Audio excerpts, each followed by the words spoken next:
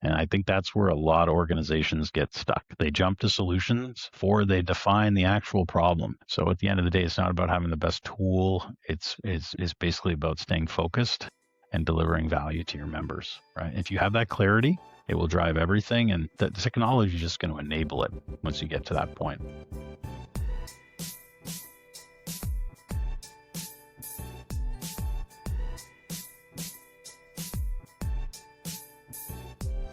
Welcome to the Modern Membership Org.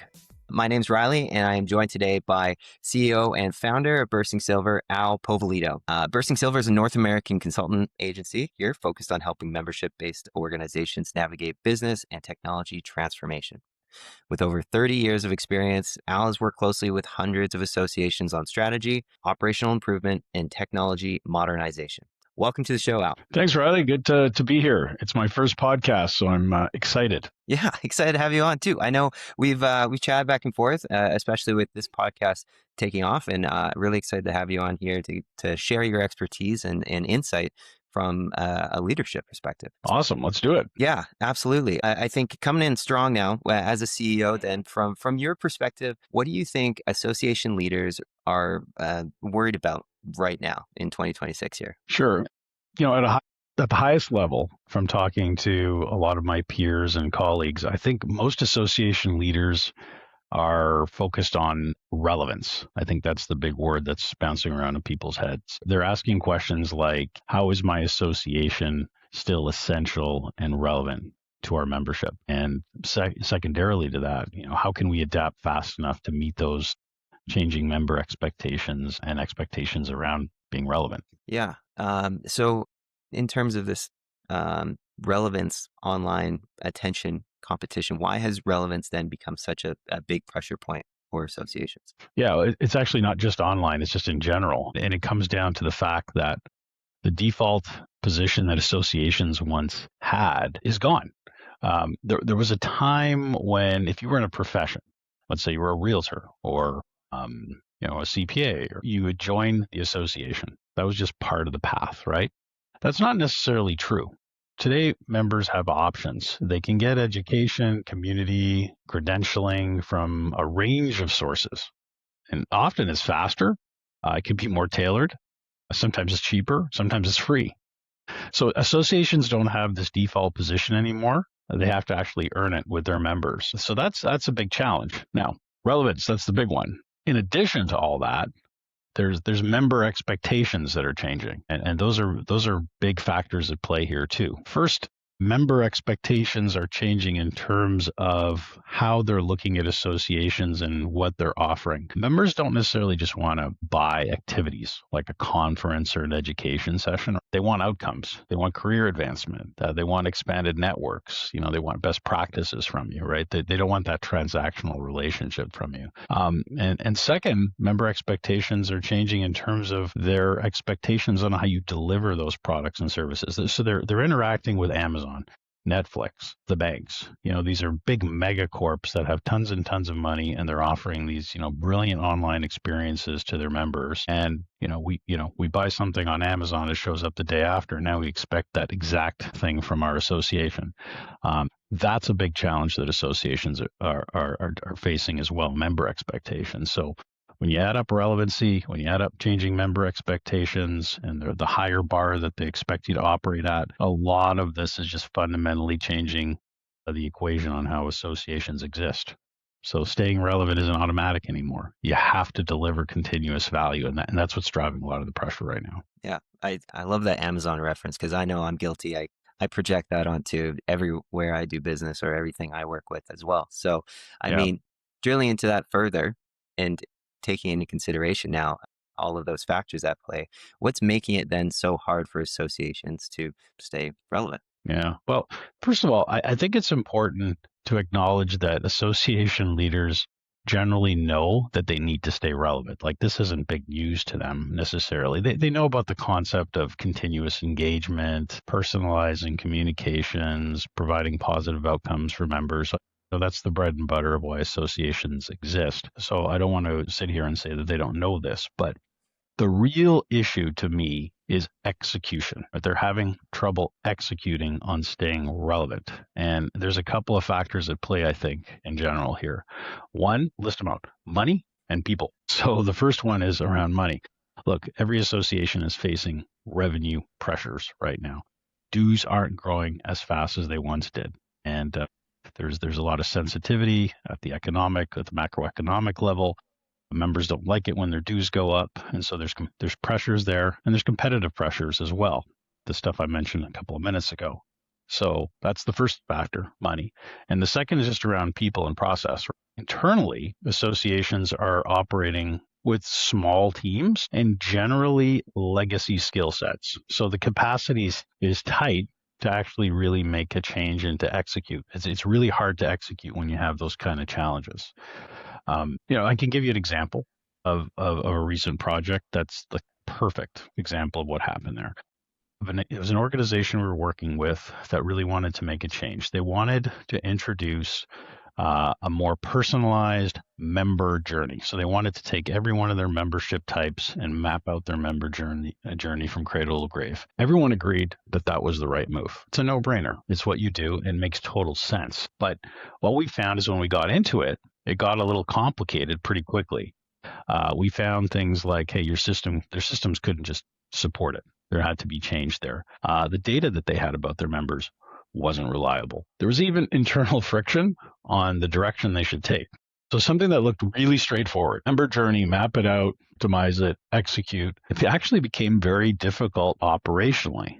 So at the end of the day, it became about execution or lack thereof. So I'll say that this is an example, but the story ended well, and it was a successful project because we had these very honest conversations with the client about what needed to change. But these are very common things that we run into. Yeah, totally. I mean, there are plenty of challenges, and you've definitely labeled a large set of common ones. And now, in identifying all these areas where association leaders, even if they are aware of them, are focused on, how can we then address these challenges, and where does technology fit or assist in that process? Yeah. Well, technology is always part of that combo, right? I think here the issue is that technology is often positioned as the silver bullet of this conversation. And to be fair, we have some pretty incredible tools. We're at the forefront of AI, and there hasn't been a more interesting time to be investing in technology to support your membership, all that good stuff. But hey, I'll say something that's going to surprise you. Technology doesn't always solve the problem. It doesn't fix a broken foundation. It actually exposes it. So people have to understand that. And that's where organizations get stuck. They expect technology to do too much on its own. If I had a nickel for every time I talk to a client that wants to throw away a technology because it's just not working for us, and then when you take a real hard look at it, it doesn't come down to whether the technology worked or not. It's just they didn't have it integrated with their people and processes. So they're kind of throwing the baby out with the bathwater. But that's fundamentally the problem, is just thinking that tech is, a silver bullet. I'll give you another example. Okay, we worked with another organization, and they wanted to better understand which members are actually driving engagement and value. And so the decision was made to leverage one of our AI tool solutions to basically dynamically interact with members on a very personalized basis through emails and chats, et cetera. It was very, very tailored, very specialized. The AI felt like you were talking to someone real, and it was very relevant to that member situation, et cetera.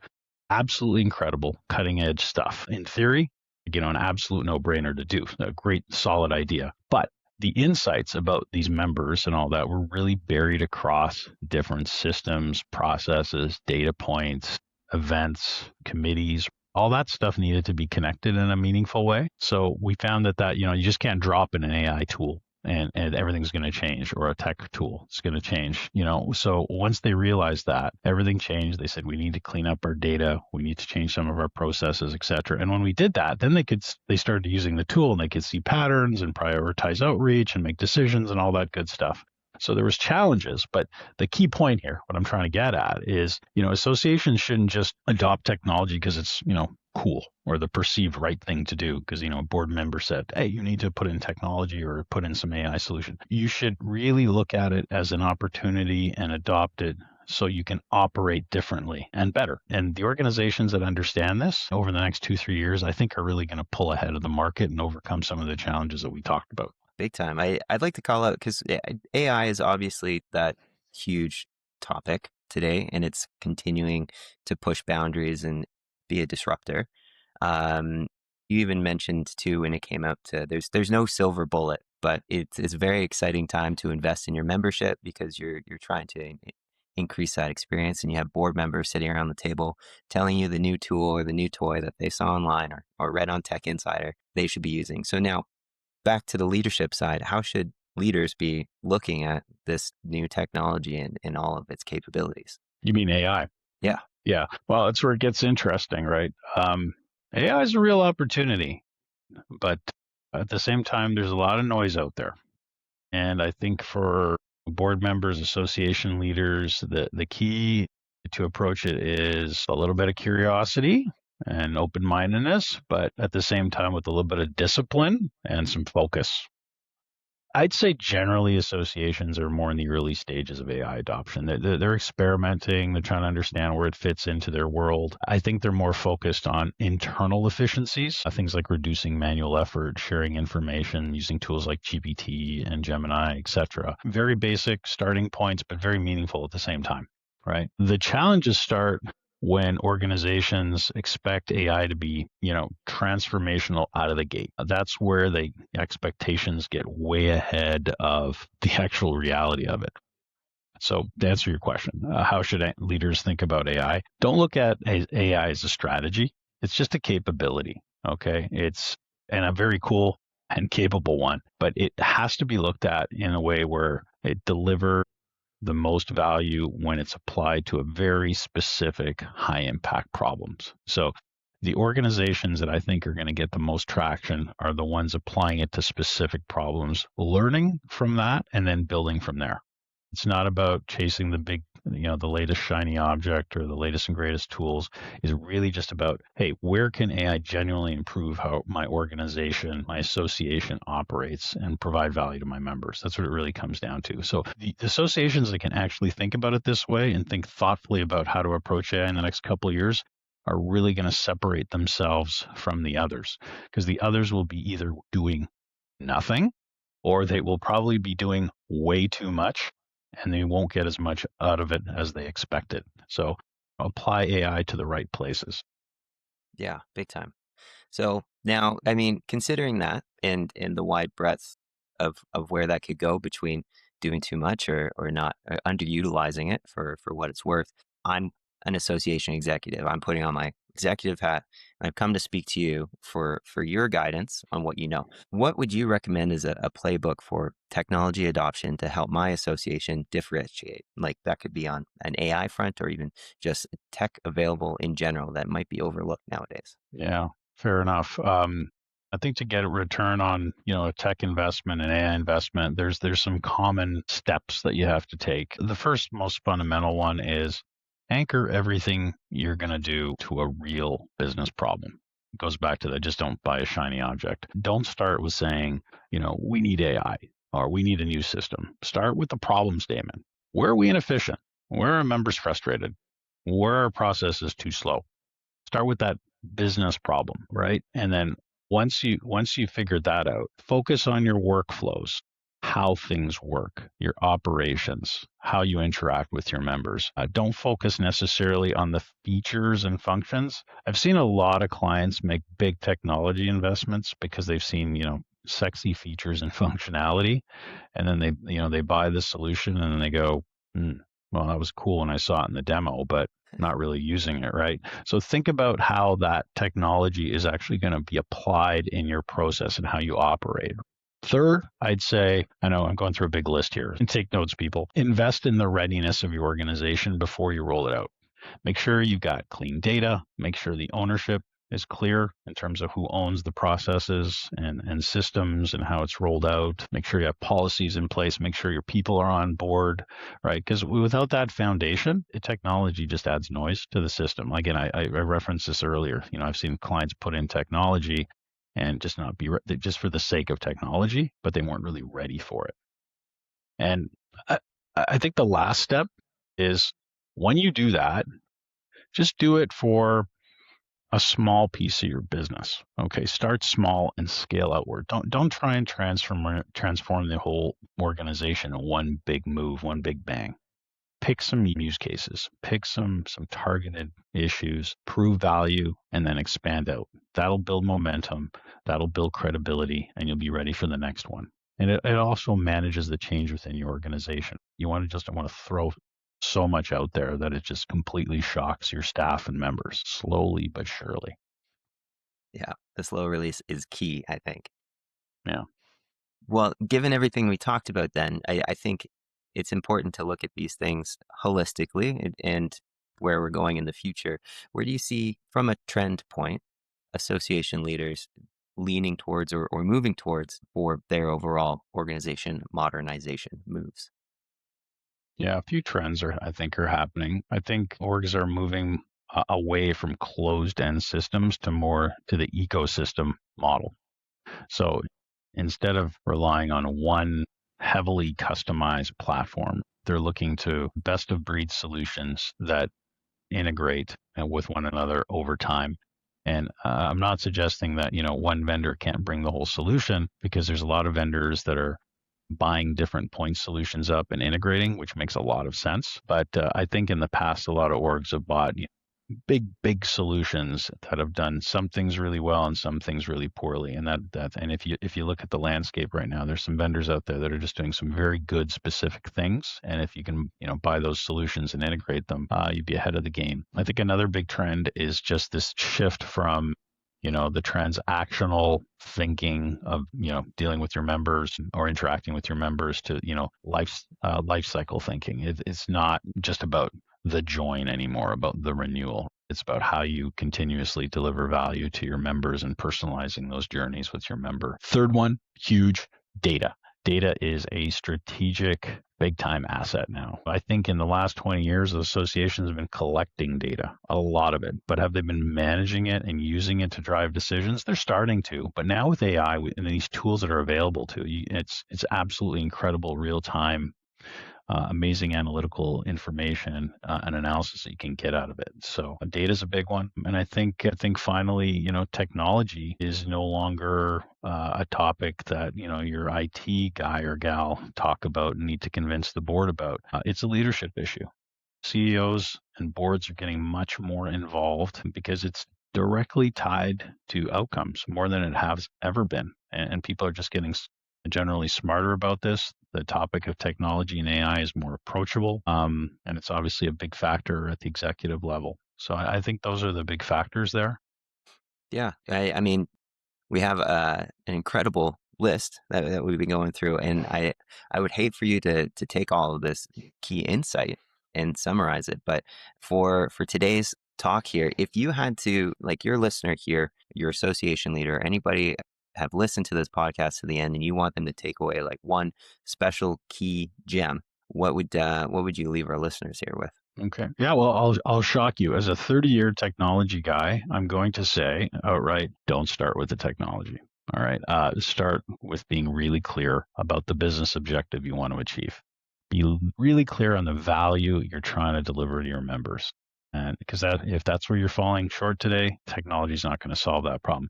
Once you have that clarity, the path will become a lot more obvious. You'll be able to align your data, align your process, change your processes, select your technologies around something that actually matters. And I think that's where a lot of organizations get stuck. They jump to solutions before they define the actual problem. So at the end of the day, it's not about having the best tool. It's basically about staying focused and delivering value to your members, right? If you have that clarity, it will drive everything, and the technology is just going to enable it once you get to that point. As words. Thank you. Well, Al, thank you so much. Really appreciate your time and appreciate the value that you're bringing to the podcast here. We'll have to get you on again sometime. I know that you're full of insights, not just for associations, but beyond. So I'm sure there will be future conversations we'll have you here for. Yeah, there's a lot of interesting topics out there. And I mean, we could have just taken any one of your questions today and probably done, another 25, 30 minutes just talking about, those topics themselves. So lots to talk about. I would love to come back. Looking forward to it. Thanks so much, Al. Thanks, Riley.